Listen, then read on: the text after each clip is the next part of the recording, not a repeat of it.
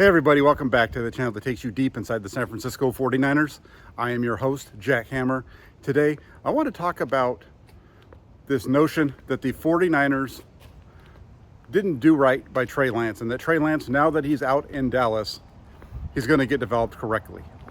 And let's break this all down. Let's take a look at it. Let's start off with first, the people who are saying this. It's mostly people who like to be on the negative side of everything that the 49ers do.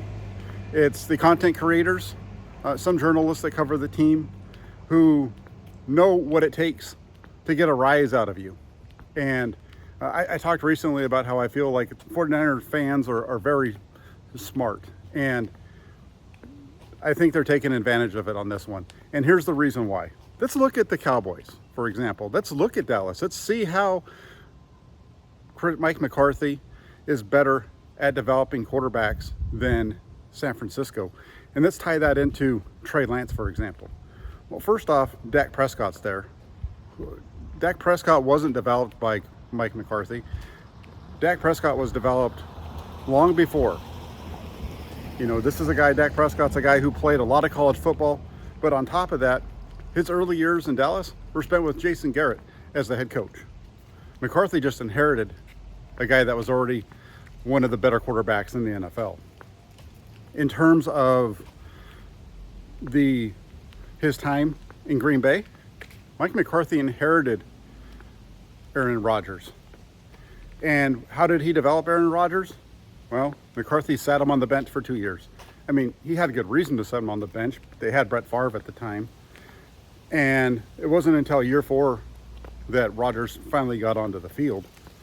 But by the time that McCarthy got there, the biggest issues with Aaron Rodgers had already been fixed. His throwing mechanics had already been changed by Tom Clements, and it really had nothing to do with Mike McCarthy's time there. He just happened to be the guy that came along after the organization had already made the right pick.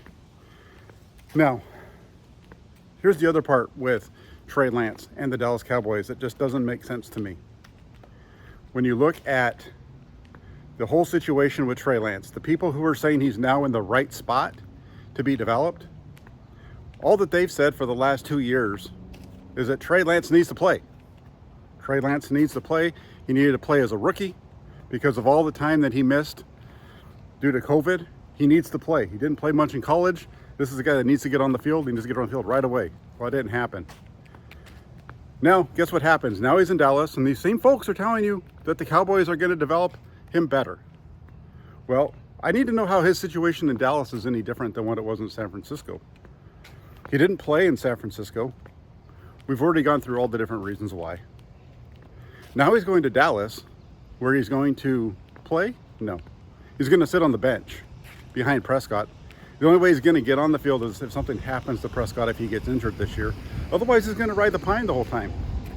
And at this point, we're not even sure yet if Trey Lance is going to be the number 2 quarterback. Remember, Cooper Rush was their backup last year. He's still signed. Rush played very well for the Cowboys when called upon last year. Are they going to all of a sudden bench Rush and go with Trey Lance? They might. But even as the backup, again, something has to happen in order for him to get on the field.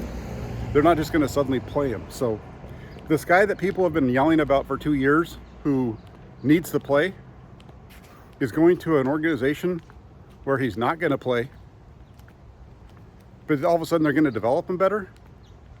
Do you understand the intellectual dishonesty that's taking place here? We're arguing about a guy who I like, Trey Lance, and I felt like he deserved to be the backup quarterback in San Francisco. I felt like he improved quite a bit. He's going to an organization. He wasn't going to play in San Francisco. He's not going to play in Dallas. In both places, he's not going to play unless somebody in front of him gets hurt. I understand why he's traded. This isn't about him being traded. This is about him being developed. And there's nothing that Dallas is going to do differently for Trey Lance than what the 49ers have done these last couple of seasons. The biggest development for Trey Lance would have been if he had played, but he didn't. And it's not going to happen there either. Jeff Christensen did a great job with him this offseason. Really got his mechanics turned around. I got him in a much better place. I think Dallas is getting a much better quarterback now than what the 49ers received in 2021 because of all the work that Trey Lance himself has put in. But the main thing here was, is he in a better spot? It depends on your belief. If you believe that the 49ers do everything wrong, then I think you think yes.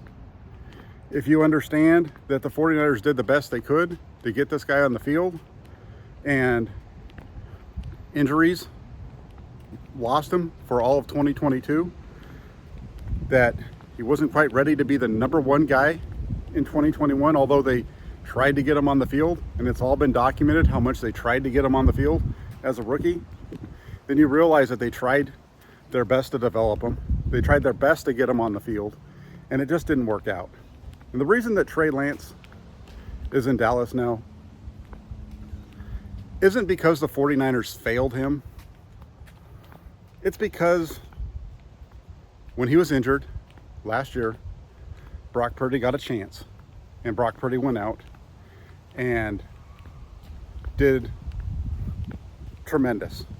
And Brock Purdy, for the 49ers, they believe that he is a franchise level quarterback, a quarterback that can take them where they want to go, which is to the Super Bowl, and a quarterback that can win the Super Bowl if he stays healthy.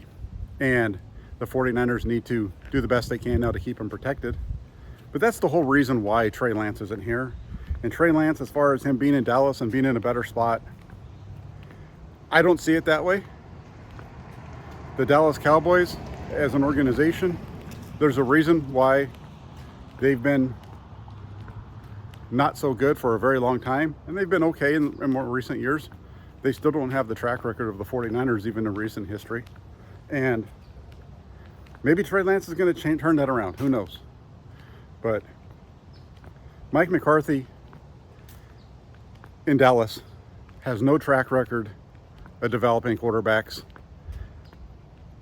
any better than what Kyle Shanahan has.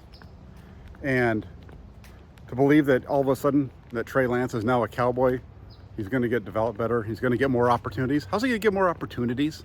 How is Trey Lance going to get another opportunity ahead of what would have happened in San Francisco, or that he didn't get in San Francisco already? They believe in him. The 49ers believed in him when they made him the pick. The 49ers believed in him last year when they made him the starting quarterback to start the year. Couldn't stay healthy. It's not his fault. Injuries happen in the NFL, and it's not his fault. But this belief that all of a sudden McCarthy is going to magically make Trey Lance a better quarterback because he's not getting on the field just like he did in San Francisco. Come on, man. What are we doing here? Take it for what it's worth.